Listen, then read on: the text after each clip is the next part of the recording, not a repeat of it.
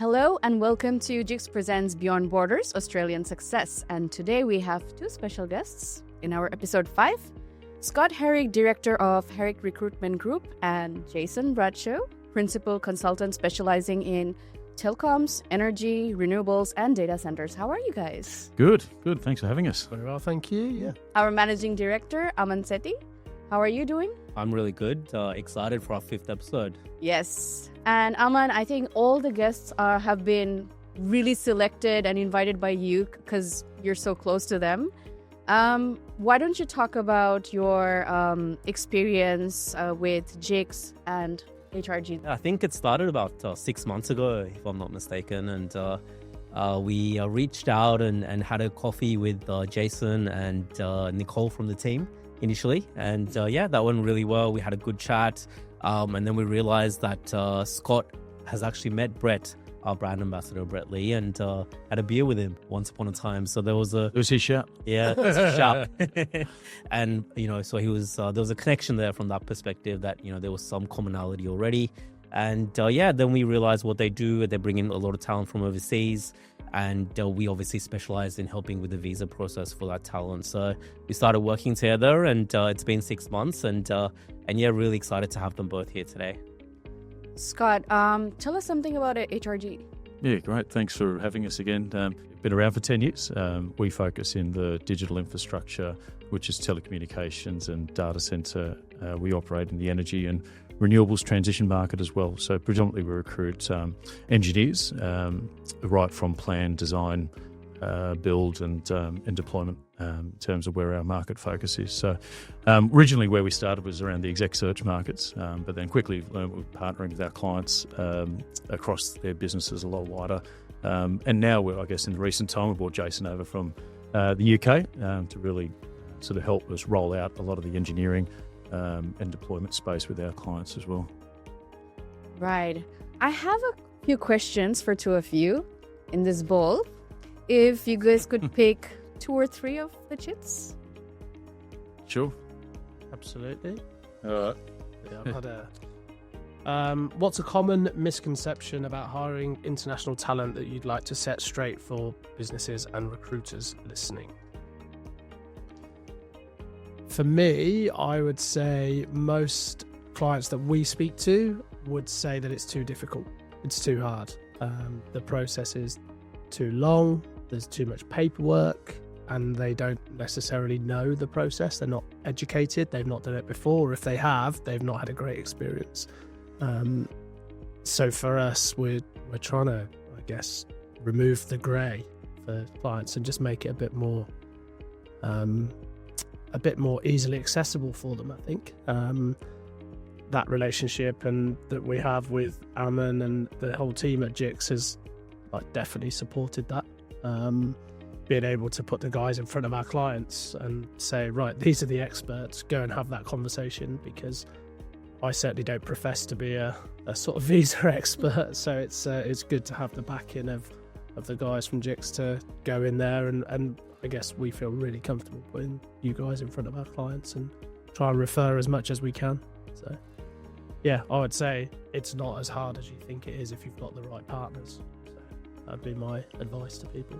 Definitely. Aman, you want to add something to it? Yeah, 100%. And I think, a lot of people out there, they don't understand the recruitment process and the challenges when you bring someone from overseas. And it can be a, 3 to 6 months journey, sometimes even longer for that whole process from start to finish.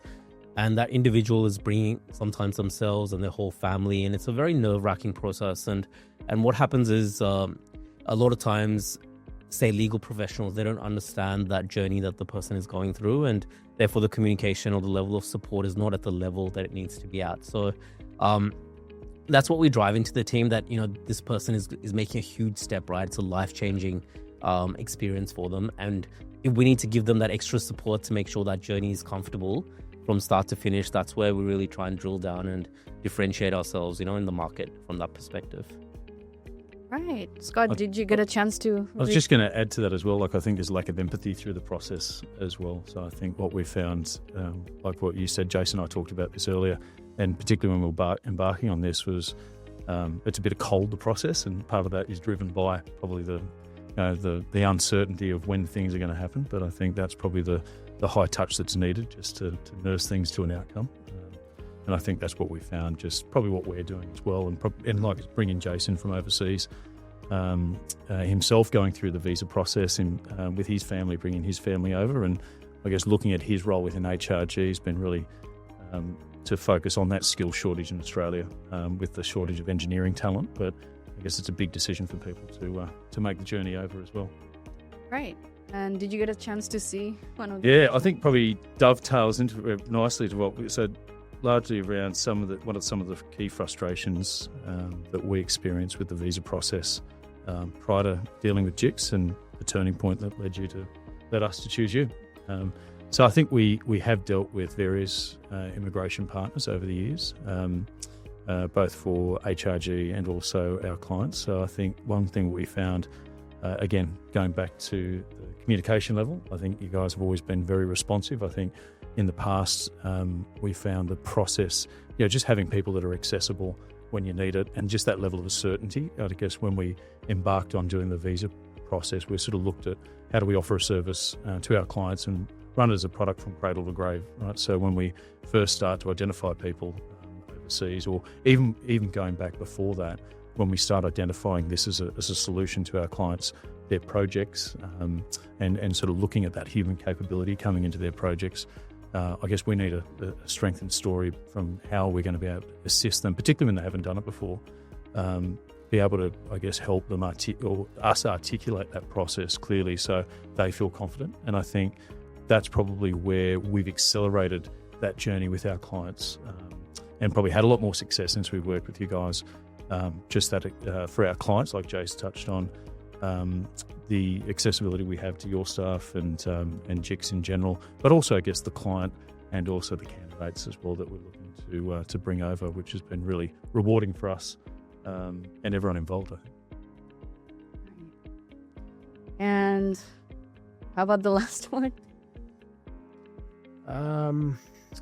In the current market, are there any emerging skills in the tech or telecom space that you believe will be highly sought after in the next 1 to 2 years? I think Engineers Australia have released documentation recently to suggest that there's going to be a shortage of up to 20,000 electricians year on year across Australia because of the projects that are sort of out there at the moment in the infrastructure space, transmission and data centres. They're eating that type of resource up. Australia doesn't recognise qualified electricians from other countries. So if you're a qualified electrician in the UK with 20 years experience, if you come to Australia, you're starting again and you have to do an apprenticeship. So I think there's work to do there for Australia as a country and with the government and the various departments there to say, can we start to look at that RPL process and recognise that learning and that experience from other countries. That's probably where I see the biggest shortfall. But generally, there is an engineering sort of shortfall from whether that's field engineering all the way through to that sort of management position and those more senior sort of SME professional level individuals as well. So yeah, there's work to be done and there's shortages coming and it will continue. So we have to be aware. Absolutely. Do you want to add something to this? Yeah, I think there's a sort of multi-phase to that as well, because I think whilst we can't train enough people fast enough through grad programs and upskill sort of locally at the moment. So I think, or even reskilling from other sectors or adjacencies to recognise that. So there definitely is a big void at the moment, which is looking for our clients in particular, sort of looking at quality to hire. They've got urgent needs right now they need to deliver. Yep. But also then we've got government targets to hit to net zero as well. So I think there is that sense of urgency. I mean, if we have a look at the energy space, there's transmission infrastructure being rolled out everywhere. So there are some real bottlenecks around human capability at the moment. And I guess that's what unlocks the projects and accelerates things faster. So I think definitely we need to start to look at that recognition for equivalencies of in other markets that can translate and convert here quickly as well. And how about your last chit? What are we? Where are we? You can just pick one. Hang on, we'll go this one. There we go. These are actually questions So- picked by the audience. So once Okay, here we go. discussion. So I think the question was around just how JICS have helped us with a particular partner in securing and I guess with our clients and a use case. So I think probably one of the ones that stands out would be probably actually a smaller organisation sort of that we've started to work with where they hadn't done sponsorship before. And as a business, they're actually a small business, and this is probably where Jace touched on, is around the misconceptions as a business, like what size business are you that starts to look at the visa aspects of increasing your capability. So one client that we started to work with, I think it was about 10 people in Australia, but what we found is we looked at their actual sales pipeline with them, and they were actually knocking back work, and I guess their perceptions were, we can't take on more work, and I think they found a lot of resourcing challenges locally for various reasons. And I think Jason had gone and talked to them about it initially and warmed them to the idea. And I think fast track, or going forward, I think there's about 5 people we've placed in there now, and already their order book's gone up because they've started to feel confident to take on more work, just with one of their tier 1 infrastructure partners as well. So I think they're directly seeing that uplift, both from a revenue perspective, again, and plus the confidence of having a stable and highly capable team as well. I think it's the fear to take the first step, right? Yeah. If I can summarize Yep. what you're saying. Yeah, exactly. But I think going back to it, I mean, that's a case in point example of, I guess, that partnership with JICS. Taking 5 people on within a short time is a pretty heavy cost to a client. It's also a bit of, there's uncomfortableness there in that process of, because there's cultural differences when you're bringing people in as well to the business, and there's a lot of time invested with the client, and to help them understand just how we can get the people accelerating quickly within the business and convert to their environment well. So I think that all is set up well with the partnership with JICS and us, and particularly Jason that's been driving it as well, to really sort of get that familiarity with the client early. Yeah. And I think for us, I mean, the big challenge has always been, and pushback has always been around, well, are they just going to leave as soon as they get here?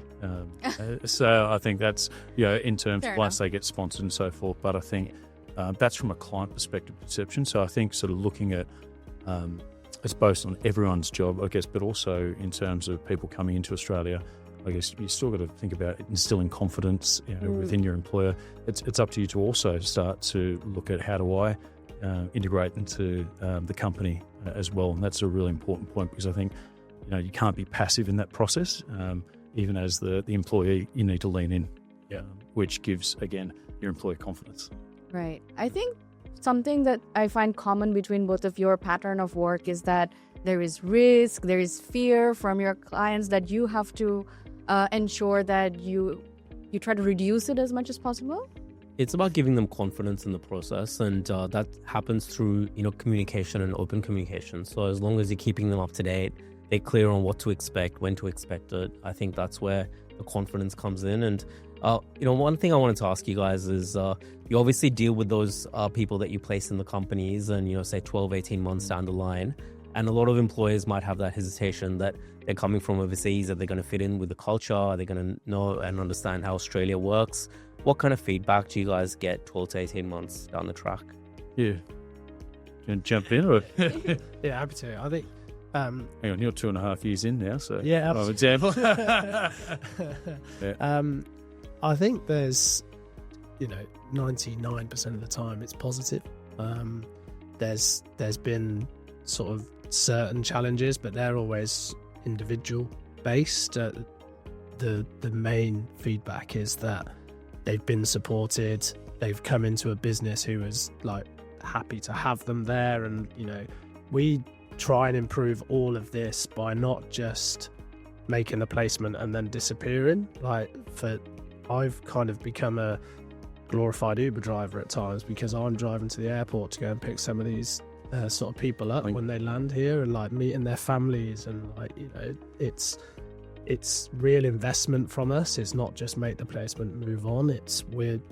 We genuinely are in the trenches with those people as they land here and talking to them about where should you go and get property in that particular city and the cost of this and the cost of that. And we've built documentation that shows them what's the Aussie handbook? The Aussie handbook. the terminology and everything. Because, we speak English, and most countries, nowadays people coming here are speaking English, even if they're coming from different areas of Europe or, the Philippines or wherever. But even for me, I still laugh about some of the things that like Aussies say for certain things, and simple things that might cause you a problem. Your boss says, right, go to the servo and do this. Like, certainly in the UK, it wouldn't call it servo. So yes, it's English, but there's still those sort of like idiosyncrasies in language, in like process and that sort of thing, in which terms, yeah, absolutely, which have been sort of, we work hard to kind of give people the heads up beforehand that you're going to hear this phrase and that means like good, or that means okay. And I think sort of what we're sort of, because we're in the, it's funny, right? It's all right. We're in the project space and in critical infrastructure, and the big part of rolling that out is prior planning, right? So making sure, if the results come 12, 18 months down the track, if things get organised and planned first. And I guess thinking about that from a recruitment process as well, it's funny, like even Jason has talked about then, we make sure that onboarding is, and so talking about 18 months down the track, I think it all starts with the onboarding and from the day when they land here, I guess and it can go back to the empathy side of things we talk about, just living in their shoes, but also trying to do that with the client as well, because the client has to come to the table, and I think sometimes that's not an automatic process. There's got to be a bit more consideration and awareness there. But going back to the preparation side of things, I think it's what Jason's been going to the airport to pick people up, which is brilliant, right? It's just, and I guess it's that sense of familiarity and just a bit of security as well, just to know there's somebody there to, because I think it's a bit, even you get out of the airport for the first time, they've never been to Australia, they've got two screaming kids coming off an aeroplane, jumping in an Uber going, kind of, and I think, like I said, it's these little 1%ers, I think, it's a big cliche about it, that make a big difference to that tenure or that stickiness after 18 months and that experience. And I think exactly, I think that's what builds the relationship, right? Like going to the airport or doing that extra 1%. In 5 years, when that person is now grown into, more senior roles and things, but they remember that fact that you came and picked them up from the airport. That's the thing that they'll recall, and that's the difference maker, I guess. And I think you were spot on about the fact that we all speak English back home, but the terms are so different.